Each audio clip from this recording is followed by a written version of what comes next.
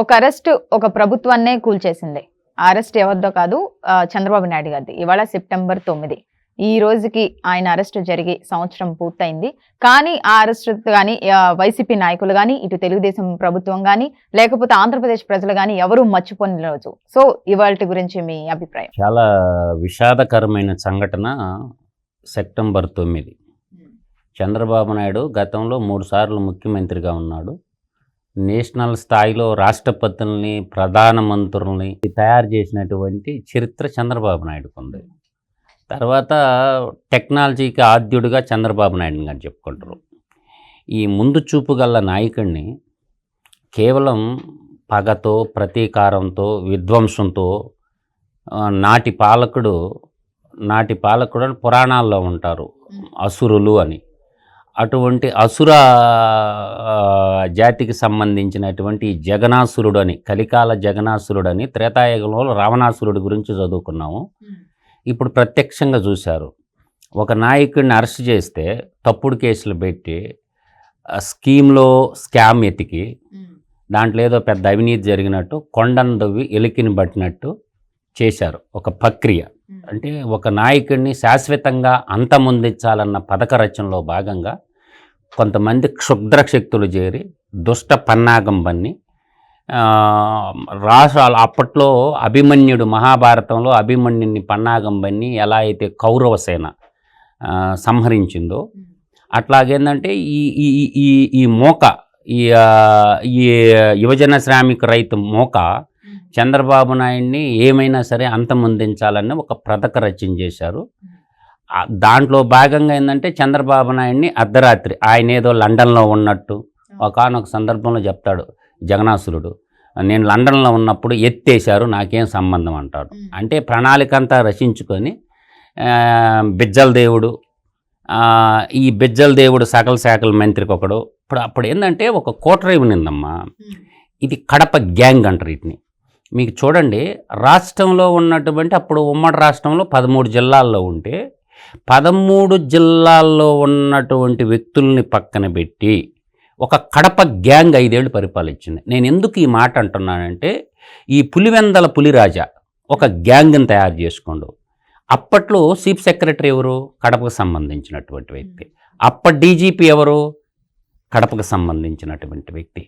అప్పుడు chief secretary, director of general of police, తర్వాత నీకు జగన్మోహన్ రెడ్డి కేసులు వాదిస్తున్నటువంటి అడిషనల్ అడ్వకేట్ జనరల్ అయినటువంటి పొన్నవోలు సుధాకర్ రెడ్డి, మైనింగ్ డిపార్ట్మెంట్ కాడపోడే.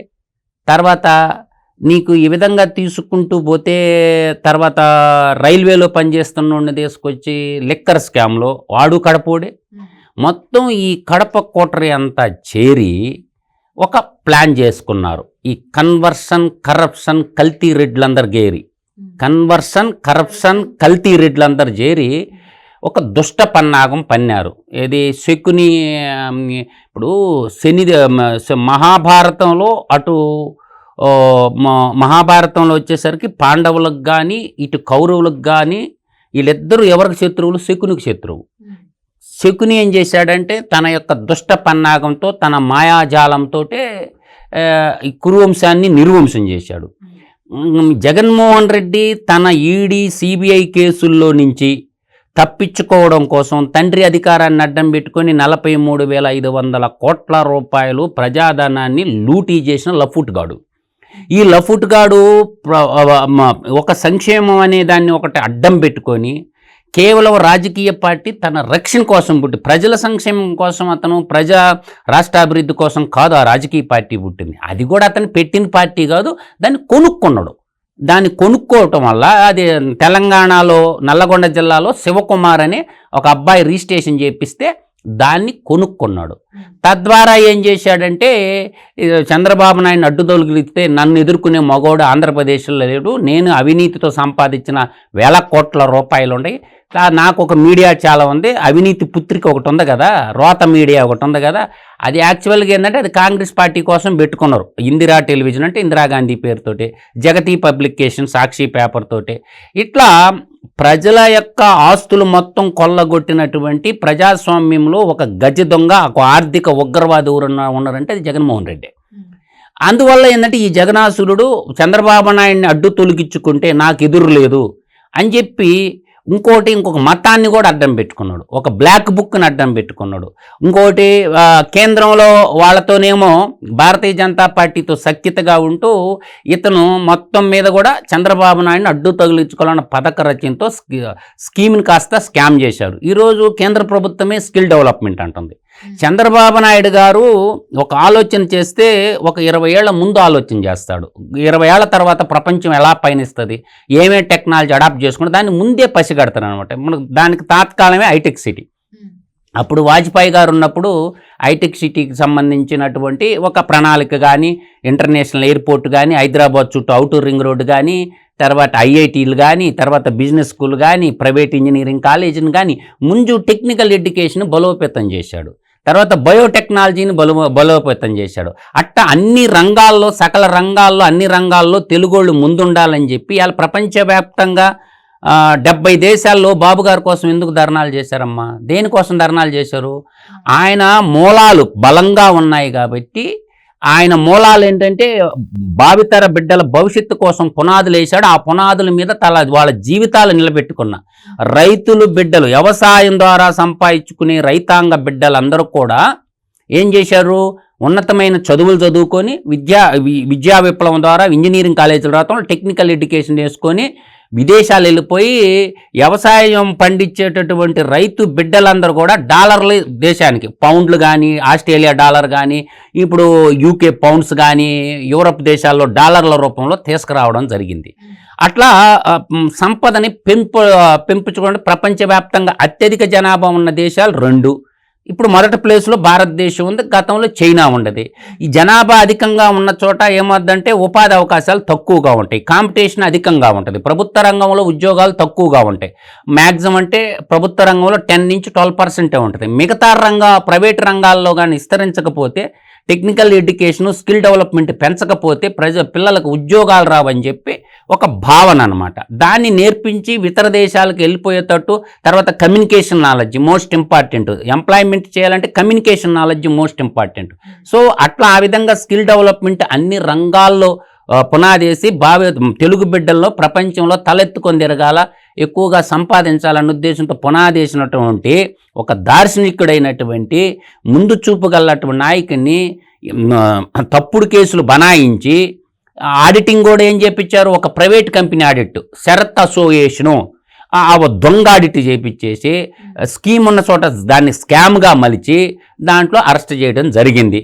దాంట్లో కూడా ఏంటంటే ఈ పొన్నవలస సుధాకర్ రెడ్డి లాంటి వాడు ఒక సెక్షన్ చేర్చారు దాంట్లో. అందువల్ల ఏంటంటే దీని అన్నిటి మీద కూడా పెద్ద ఆయన అరెస్ట్ చేయటం వల్ల తెలుగు బిడ్డలన్నీ కులాలకు అతీతంగా, మతాలకు అతీతంగా ప్రపంచంలో అన్ని దేశాల్లో బయటకు వచ్చారు. ఎందుకు వచ్చారు బయటికి? ఒక పెద్ద ఆయన్ని, దార్శనికుడిని అరెస్ట్ చేసినారు కాబట్టి ఈ బ్లాక్ డే అంటారు. సెప్టెంబర్ 9ని బ్లాక్ డేగా నిర్ణయించుకున్నారు. అంటే ఇప్పుడు తెలంగాణ రాష్ట్రంలో ఉన్న తెలుగు బిడ్డలు కానీ, అటు ఆంధ్రప్రదేశ్లో, సీమాంధ్రప్రదేశ్లో ఉన్న తెలుగు బిడ్డలు కానీ, కర్ణాటకలో ఉన్న తెలుగు బిడ్డలు కానీ, తర్వాత మద్రాసులో కానీ సాఫ్ట్వేర్ రంగంలో ఉన్నటువంటి తెలుగు బిడ్డలందరూ కూడా రోడ్ల మీదకి వచ్చారు. ఆ రోడ్ల మీదకు రావడం వల్ల ఏం జరిగింది? ఒక్కసారి చంద్రబాబు నాయుడు ఏం చేశాడు అన్నది, ఆయన చేసిన అభివృద్ధి అంతా ఒక్కసారి బయటకు వచ్చింది. కళ్ళ ముందు అవుపడుతుంది కదా. ఒక అడవిగా ఉన్న ప్రాంతాన్ని, హైదరాబాద్లో ఒక అడవిగా ఉన్న ప్రాంతాన్ని, ఇప్పుడు హైటెక్ సిటీ నాకు తెలిసి నేను హైదరాబాద్ వచ్చిన తర్వాత అడవిగా ఉన్న ప్రాంతం అదంతా, గ్రామీణ ప్రాంతాలు, చిన్న చిన్న గ్రామాలు, అడవిగా ఉన్న ప్రాంతాన్ని ఒక అద్భుతమైన సైబర్ నగరాన్ని నిర్మించాడు.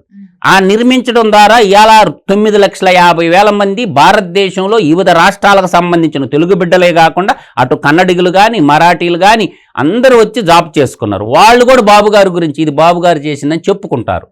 అందువల్ల ఏంటంటే ఇవాళ బెంగాల్ వాళ్ళు ఎంతమంది ఉన్నారు హైదరాబాద్లో లెక్కల్లోకి తీస్తే, బెంగాల్లో చదువుకున్న పిల్లలు ఎంతోమంది మనకు బస్సుల్లో తిరుగుతుంటే హైదరాబాద్లో.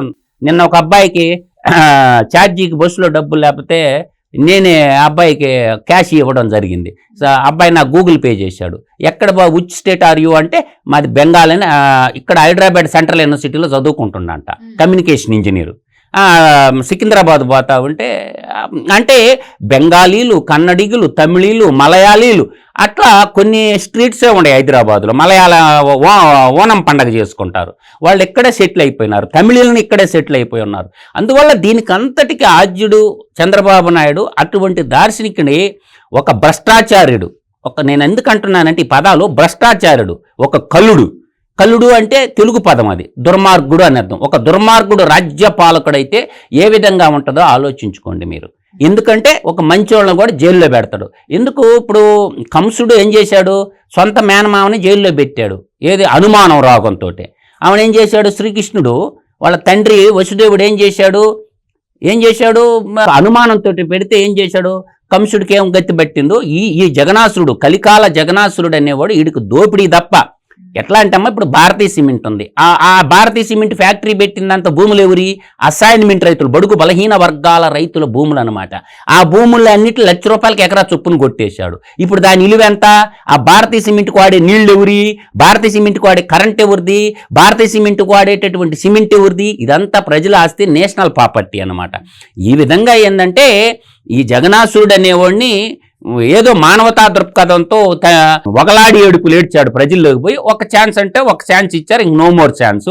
వీడు ఎన్ని విధ్వంస కుట్రలు చేసినా కూడా దేవుడు బిడ్డ అని చెప్పుకొని తిరుగుతూ ఉంటాడు. ఆ దేవుడు ఎలా బతికినాడో వాడికి తెలియదు. బైబిల్లో ఒక్క పేజీ కూడా రాదు వాడికి. బైబిల్లో ఒక్క తోడబుట్టిన అప్పచెల్లెళ్ళకే సాయం చేయలేనటువంటి దుర్మార్గుడు, తండ్రి తర్వాత తండ్రి అయినటువంటి సొంత చిన్నాన్న చంపితే ఆ దోషుల్ని శిక్షించకుండా చంపిన వాళ్ళకే ఒత్తాస బలకట.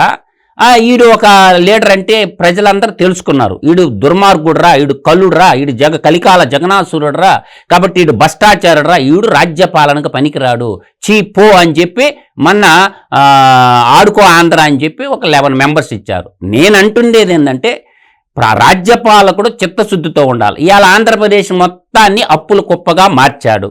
కాబట్టి ఈ అప్పులన్నీ ఎవరు తెచ్చాలా? ఇప్పుడు తిన్నోడేమో జగనాసురుడు, వాళ్ళ గ్యాంగు గ్యాంగ్ తిన్న తర్వాత ఆ డబ్బులు కక్కించాలి కదా. రెవెన్యూ రికవరీ యాక్ట్ పెట్టి మొత్తాన్ని చివరికి శ్రీశైల ఎంకన్న శ్రీశైలంలో ఉన్నటువంటి మల్లన్న స్వామిని కూడా వదల్లా.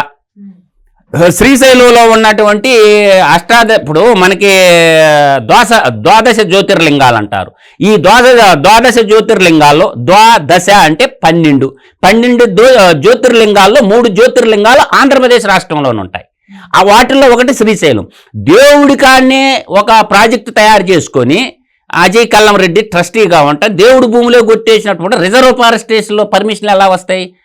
అందువల్ల రిజర్వ్ ఫారెస్ట్లో ఎకరాతో మొదలుపెట్టిన వాళ్ళు 28 ఎకరాలు దోచేసి మల్లన్న స్వామికి వ్యతిరేకంగా ఇంకొక దేవాలయం కట్టాలా, అక్కడ దోచుకోవాలా అన్న సంకల్పంతో ఉన్నటువంటి ఈ బ్యాచ్ అంతా కూడా చేశారు. నేననేది ఏంటంటే చంద్రబాబు నాయుడు ఈరోజు 74 ఏళ్ల వయసులో విజయవాడ బుడమేడు ద్వారా మునిగిపోయి కష్టాల్లో ఉంటే ఆయన ఒక యంగ్ 25 ఏళ్ల యువకుల్లాగా ప్రజల కష్టాల్లో ఉంటే ఆయన అక్కడ ప్రజలకు పక్షాన్ని ఉంటే వాళ్ళకి కావాల్సిన తాగునీరు కానీ, వాళ్ళకి కావాల్సిన ఆహారం కానీ, వాళ్ళకి కావాల్సిన అన్ని ఏర్పాట్లు చేస్తూ ఉన్నాడు. ఈడు 5 ఏళ్ళు రాజ్యాన్ని పరిపాలించినటువంటి ఈడెక్కడ దొంగోని ఉండడు? ఈడికి బాధ్యత లేదా? 40% ఓట్లు వేశారు. ఏది? ప్రజలు వాడిని నమ్మి కూడా 57% కూటమికి ఇస్తే ఈయన నమ్మి 40% ఓట్లు వేశారు. 39 చేంజ్ ఉంటుంది. అంటే 40% ప్రజలు వాడి మనుషులు కూడా ఉన్నాడు కదా, వాళ్ళకి సాయం అందించాలి కదా. ఎక్కడికి పోయినారు? ఇవాళ అన్ని పార్టీలు కులాలకు అతీతంగా మతాలకై ఇంక్లూడింగ్ డ్వాక్రా మహిళలమ్మ, రాయలసీమలో ఉన్నటువంటి డ్వాక్రా మహిళలు, ఓరకల్లో మహిళలు మా కష్టం వచ్చినప్పుడు ఆంధ్రప్రదేశ్లో అందరూ సాయం చేశారని చెప్పి వాళ్ళకు దోచిన బత్తాకాయలు వాళ్ళ ఆడవాళ్ళు సాయం చేస్తున్నారు, డ్వాక్రా మహిళలు సాయం చేస్తున్నారు. ఓరకల్లోళ్ళు నిన్న ఒక లోడు పంపించారు, ఫ్రూట్స్ అని, వాళ్ళకి జొన్న రొట్టెలు అయితేనేమి ఇవన్నీ పంపించారు. ఆడవాళ్ళకు ఉన్నటువంటి జ్ఞానం కూడా వీడికి లేదు కదా. నేను అందుకే అంట, ఈ జగనాసురుడికి దేశ బహిష్కరే సరైన మార్గం. వాడు ఆస్తులన్నీ జాతీయం చేసుకోవాలా, అవి దోచిని, ఏం కష్టపడి సంపాదించినవి కాదు, తండ్రి అధికారాన్ని రాజకీయాన్ని అడ్డం పెట్టుకుని దోచిని కాబట్టి అవన్నీ జాతీకరణ చేయాలి వాడు ఆస్తులన్నీ. కాబట్టి వాళ్ళ మనుషులు చేసిన అన్నిటి మీద కూడా పెద్ద ఆయన ఏం చేయాలా? ఏసీబీ ఎంక్వైరీ పెట్టాలా. గతంలో ఎంత ఉన్నాయి, ఇప్పుడు ఎంత ఉన్నాయని ఏసీబీ ఎంక్వైరీ, ఇన్కమ్ ట్యాక్స్ను మళ్ళిస్తే కానీ వాడికి అసలు భూమి మీద బతికే అర్హత లేదమ్మా జగనాసురుడికి అని చెప్పగలను. పెద్ద ఆయన్ని అరెస్ట్ చేయటం అంటే వాడు గొయ్యాడు దూకున్నాడు కాబట్టి బంగాళాఖాతంలో పాతి పెట్టారు. ఏదో తప్పిపోయినట్టు వచ్చినాయి ఆ 11 సీట్లు కూడా. ఈ 11 రెడ్డి అని అందుకే పేరు పెట్టారు వాడికి. అందుకని ప్రజల రక్తాన్ని తాగతాడు కాబట్టి నేను జలగన్న అని పెట్టా. జలగ కూడా పశువుల రక్తాన్ని మనుషుల రక్తాన్ని తాగదు కాబట్టి ఈడే జలగన్న అనేది అందుకోవన్నీ. వాళ్ళలో మానవత్వ విలువలు లేవు. వాడి దగ్గర దోచుకోవడం దాచుకోవడం ఇదే తీరం తెలుసు. కానీ ప్రజానాయకుడు కానే కాదు. ప్రజానాయకుడికి ఉండాల్సిన లక్షణాలు ఒక్కటి కూడా లేవు. నేను అదే చెప్తా, తోడబుట్టిన అప్పజెల్లెళ్ళకే సాయం చేయలేడు. వాళ్ళ అబ్బాయి చెప్పేవాడు అసెంబ్లీలో, నిండు అసెంబ్లీలో, ఇదే అమ్మకి అన్నం పెట్టేవాడు పిన్నమ్మకి బంగారు గాజులు చేసి ఇచ్చిండంట. వాడు బతుకు అటువంటిది. తోడబుట్టిన చెల్లులకే కన్న తల్లే చీపోరా అని చెప్పి వాడిని చీకొట్టి కూతురు కాడ బతుకుతుంది కదా. అందువల్ల ఇటువంటి దుర్మార్గుని ఇంట్లో వాళ్ళే వాడిని దూరం చేసుకుంటున్నప్పుడు ఈడు అసలు ప్రజల్లో ఉండాల్సిన మనిషి కాదు. వాడు అక్రమంగా సంపాదించిన ఆస్తులన్నీ కూడా నేటి గవర్నమెంట్, కూటమి గవర్నమెంట్ తీసుకోవాలా. వాడు జైల్లో ఉండాల్సిన్నాడు కాదు. అసలు వాడికి దేశ బహిష్కరణ శిక్ష వేస్తే తప్ప ప్రజలను ప్రశాంతం వాడు భూమి మీద ఉన్న రోజులు ప్రజలను ప్రశాంతంగా బతకనీడమ్మా. ఎందుకంటే ఇప్పుడు రావణాసురుడు ప్రజలను ప్రశాంతంగా బతకనిచ్చిండా. అందువల్ల అటువంటి వాడు ఆ అసుర లక్షణాలు కలిగినోడు కాబట్టి వాడికి భారతీయత తెలీదు, భారతీయుల వేదాల గురించి తెలీదు, భారతదేశంలో ఉన్నటువంటి మన పురాణాల గురించి తెలీదు, నీతి శతక పద్యాలు తెలీదు. వాడికి తెలిసిన కళ ఒకే ఒక కళ, చోరకళ. ఈ చోరకళాధీశుడికి కఠినమైన శిక్ష ఇవ్వకపోతే ప్రజల్ని వాడు ఉన్న రోజులు ప్రజలు సుఖంగా బతికే పని లేదు. చంద్రబాబు నాయుడు లాంటి దార్శనికుడిని అరెస్ట్ చేయటం ద్వారా వాడు గొయ్యాడు దొరుకున్నాడు. చంద్రబాబు నాయుడు గొప్పతనం కూడా ఆ అరెస్ట్ ద్వారా ప్రపంచ దేశాలకన్నిటికి తెలిసి వచ్చింది. ఆయన చేసిన అభివృద్ధి, ఆయన చేసినటువంటి మొత్తం బయటకు వచ్చింది. అందువల్ల ఒక అరెస్టు, ఆయన చేసిన అభివృద్ధి, ఆయన చేసినటువంటి ఆంధ్రప్రదేశ్ ప్రజలకు ఏమేం చేసినా మొత్తం బయటకు వచ్చింది. కాబట్టి చంద్రబాబు నాయుడు గారిని అరెస్ట్ చేసి వాడు గొయ్యాడు దోవుకున్నాడు. ప్రజలు శాశ్వతంగా జల సమాధి కట్టినరు. అందువల్ల ఈ జగనాసురుడికి భూమి మీద బతికే అర్హత లేదు. ఈయన్ని దేశ బహిష్కరణ చేయాలా. వాడు ఆస్తులన్నీ ప్రభుత్వం అటాచ్ చేసుకొని తెలుగు ప్రజలకు పంచాలన్నదే నా యొక్క భావనమ్మ. Okay, thank you.